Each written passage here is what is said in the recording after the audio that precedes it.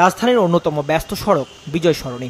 মোট ৮মুখী এই সড়কে যান চলাচলের শৃঙ্খলা ফেরাতে অতীতের সব ধরনের চেষ্টাই ব্যর্থ হয়েছে। নতুন করে শনিবার থেকে যানজট নিয়ন্ত্রণে জাহাঙ্গীর গেট থেকে ধানমন্ডি মোহাম্মদপুর অভিমুখে সরণির ডানে মোড় নেয়ার পথ দড়ি দিয়ে বন্ধ করেছে ট্রাফিক বিভাগ। ডিএমপির নতুন এই নির্দেশনা বাস্তবায়নে মানধাত্তা আমলের এমন পদ্ধতি বাড়িয়েছে গাড়ির চাপ, যা নিয়ন্ত্রণে বেগ পেতে হচ্ছে পুলিশের। সামলাতে না পেরে কখনো কখনো খুলে দিচ্ছে ডান পাশের যান চলাচল। এই রুটে চলাচলকারীরা বলছেন, ডানে মোড় না নিতে পারায় বেড়েছে পথের দূরত্ব, ভোগান্তি। কারণ আমরা যদি ২-৩ মাইল ঘুরে যাই, সেক্ষেত্রে আমাদের টাইমেরও নষ্ট, এনার্জিও নষ্ট, ফুয়েলও নষ্ট। বিএফ সাইনে আমার বাচ্চা পড়ে, এইখান দিয়ে আমি গেলে আমার 5 মিনিট লাগে, সেখানে আমার প্রায় 40 মিনিট লেগেছে। আমার সময়ের লস, যাত্রীরও কষ্ট। আমি আজকে আইসা দেখলাম যে এই জায়গা দিয়ে বন্ধ, ইউটার্ন নিতে হবে তো অনেক সামনে দিয়া, এটা তো আমার জন্য ভোগান্তি।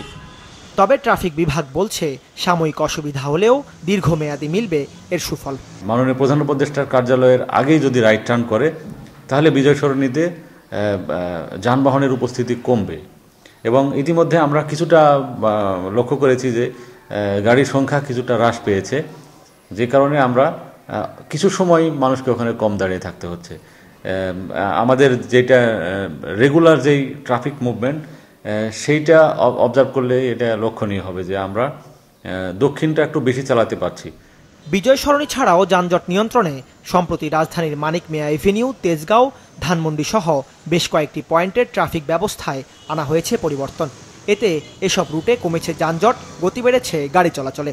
তবে কাকলীয় বনানীর সিগন্যালে সুফল না পাওয়ায় আগের নিয়মেই চলছে যানবাহন।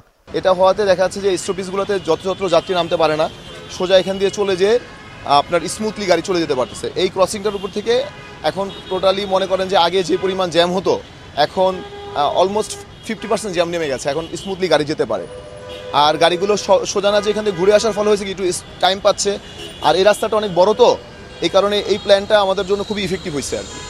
এদিকে এমআরটি লাইন 5-এর নর্দার্ন রুটের কাজ শুরু হওয়ায় গুলশান 2 এলাকায় বেড়েছে তীব্র যানজট।